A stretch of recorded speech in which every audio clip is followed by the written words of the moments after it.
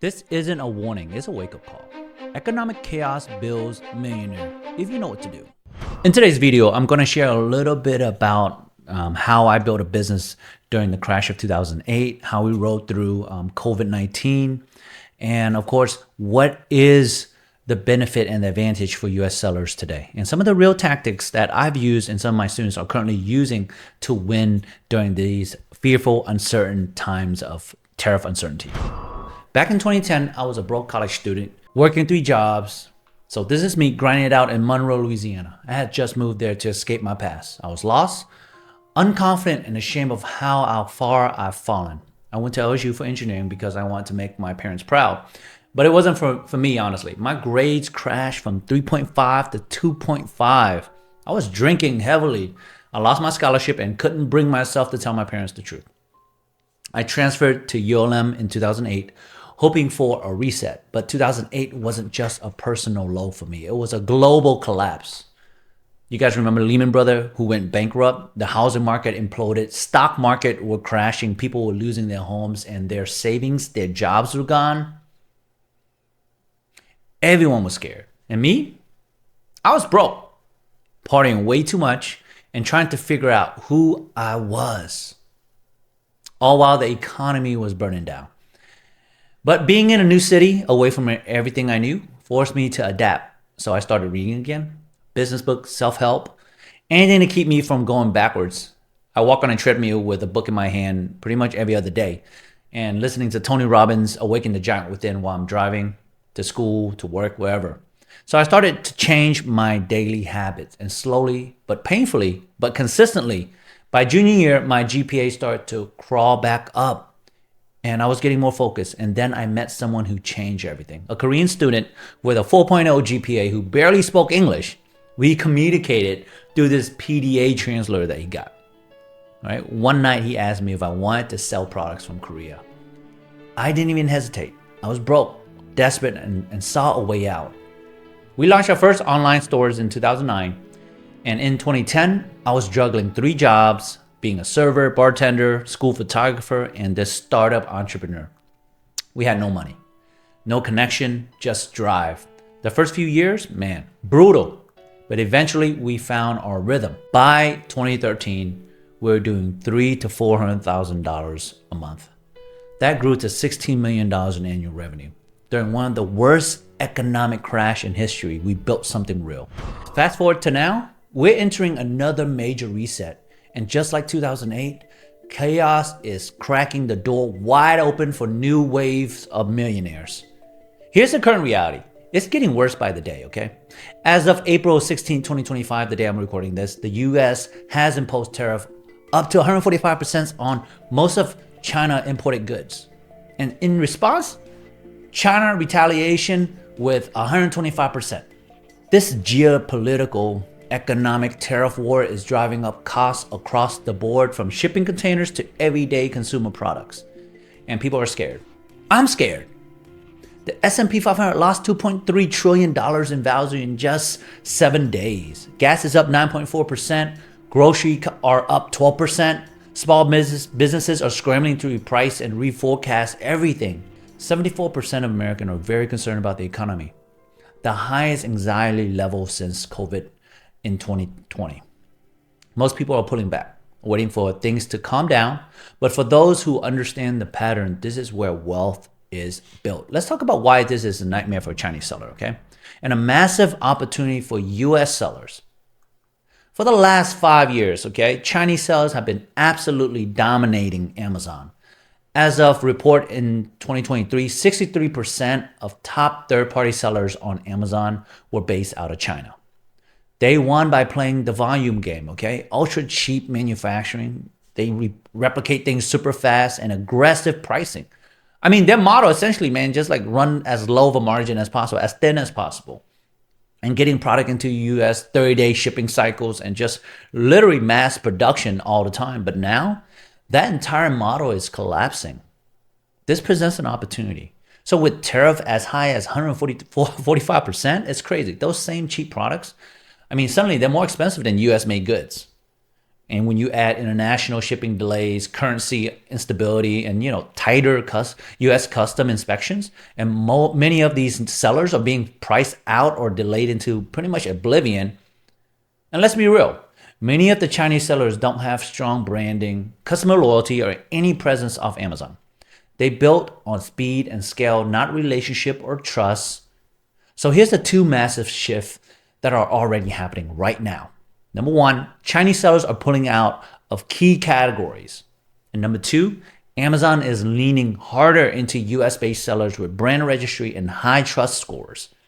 Thousands of overseas accounts have already been suspended or delisted for fake reviews, counterfeit issues, policy violation, and the added tariffs. And for many of them, this is game over, honestly. If you're a US seller, you're not moving on this window of opportunity. You're missing one of the biggest shifts Amazon has seen since 2016, okay? Entire categories are opening up. This is where you step in. These are the things winners are doing right now. These are the 6 tactics that we are doing right now in our mastermind with our students to adapt to win. Number one, we're using bonded warehouse. So store your goods inside of a bonded US warehouse without paying the tariff just yet. You're just holding it there. Of course, there's the fee. And then when your products sell, you release some of it at a time. And this is great for cash flow management, okay? And this is great for timing because things fluctuate all the time. If tariffs drop down to 80%, maybe it's time to release. When it drops down to 40, release it. And then when it jump back up to 140 to 200%, who knows? Now is a good time to do that, right? You keep it in a bonded warehouse. Yes, there's the fee, but it's long-term wise, in the next 12 months, this is going to be a safer bet for you to manage your cash flow very well. Number two, we're switching to other countries. We're finding alternative. We're moving production away from China, maybe in India, maybe Cambodia, Philippines, Singapore, wherever it may be, just an alternative, right? Maybe in Vietnam. And there's tons of other countries out there in South America that can produce the product with lower tariff when it comes to importing into the US. And of course, the labor cost is going to be effective as well. Now, South American market, labor cost is going to be slightly higher, but it's still cheaper than 145% tariff. Come on. Number three, hold on to the inventory in China. So if you have inventory in China, delay that import. Just let the Chinese manufacturer hold it and wait it out. Okay, they don't have a choice. So many different sellers are doing the same thing. We're talking about large corporations are holding products overseas right now, and they're trying to figure out what is the damage control option that they got. So just hold your products. A lot of our students, what they end up doing, we get them to buy products enough to where it lasts them a quarter, so at least 3 months or more. That way we don't run out of stock. And through that process, now they have a window to plan out what is the next step, where to move the product, what are some of the reroute countries that we can move the product around to lower our tariff. Okay, so hold your inventory right now. Do not rush, do not freak out. Let's have a plan. Number four, reworking the supply chain. This is really important. And this is what we're doing in our own business right now is we break down the product into component parts, and then we set final assembly somewhere in South America, like Mexico, and then we import into the US. So for example, Mexico could be your import destination, right? We move it into Mexico, and then all the component parts that you have to make your product, have Mexico assemble it at the end. This is the final product. Here is made in Mexico. Now you get that tag, the COO made in Mexico, then you import it into the US, and if US MCA still stand, is 0% tariff. And you're only paying 2% tariff from China to Mexico. And so this is a legal thing that you can do, right? We're changing the country of origin to avoid that full tariff that's in effect. And number five, I'm going to be honest, raise prices. The price is not going to be raised dramatically, but the most important thing here, the caveat here is that you have to know how to market better. A lot of the Chinese sellers don't have a brand story. They don't have a connection with their customers. They don't have a community.